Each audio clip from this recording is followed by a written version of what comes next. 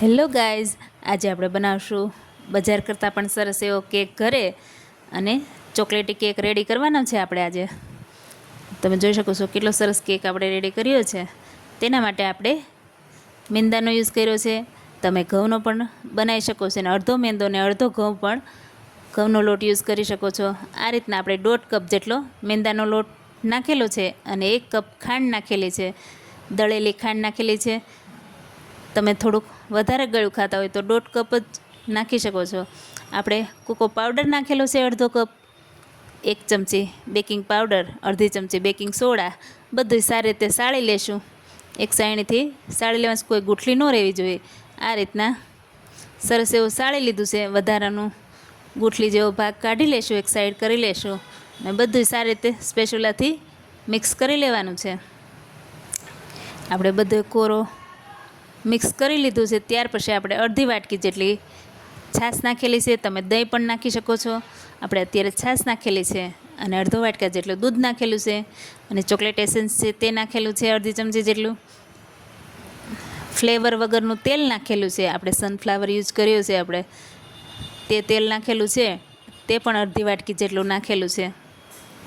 તેલ નાખવાથી આપણો કેક ખૂબ જ સોફ્ટ એવો રેડી થાય છે. જો આ રીતના બધું મિક્સ કરી લેશું. જો તમને એમ લાગતું હોય કે થોડોક ઘટ છે બેટર આપણું, તો થોડું વધારે દૂધ નાખી શકો છો. 2 ચમચી દૂધ નાખીને પાછું થોડું એવું ફેટી લેવાનું છે. આ રીતના મિક્સ કરી લેશું. કટ એન્ડ ફોલ્ડમાં થોડું એવું દૂધ નાખીને મેં પણ મિક્સ કરી લીધું છે અને આપણું બેટર રેડી છે. તેના માટે આપણે એક મોલ્ડમાં તેલ નાખેલું છે.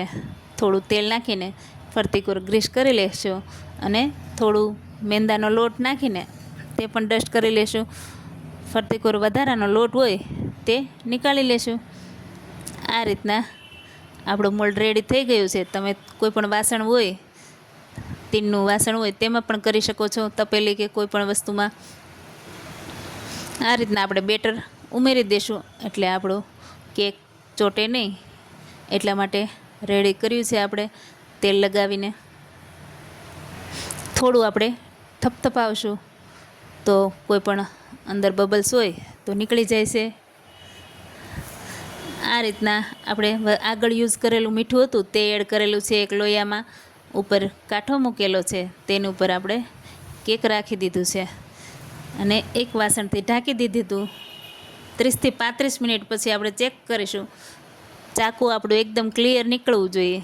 ચાકામાં ચોટે તો પાછું 10 મિનિટ આપણે ઢાંકીને રહેવા દઈશું. અત્યારે આપણો કેક રેડી છે. આપણું ચાકુ એકદમ ક્લિયર હતું. પછી થોડી વાર ઠરવા દઈશું. 10-15 મિનિટ ઠરી જાય ત્યાર પછી આપણે સાઈડ છૂટી પાડશું ચાકાથી. આ રીતના સાઈડ છૂટી પડી જાય એટલે ટેપ કરશું એટલે આખો મોલ્ડ થઈ જાય ડીમોલ્ડ. એ રીતના આપણે જો કેક આસાનીથી નીકળી જાય છે તો એને આપણે ગનાશ બનાવ્યો છે તે ઉપરથી નાખીશું. આ ગનાશ પણ ઘરે જ બનાવ્યો છે. જો તમને આનો વિડીયો જોતો હોય તો મને કોમેન્ટ કરજો. આ રીતના આપણે ઘરની વસ્તુમાંથી જ ગનાશ બનાવ્યો છે અને ચોકલેટ લીધેલી છે તે ગાર્નિશિંગ કરીશું. આ રીતના આપણે ચોકલેટથી ગાર્નિશિંગ કરી લીધી છે.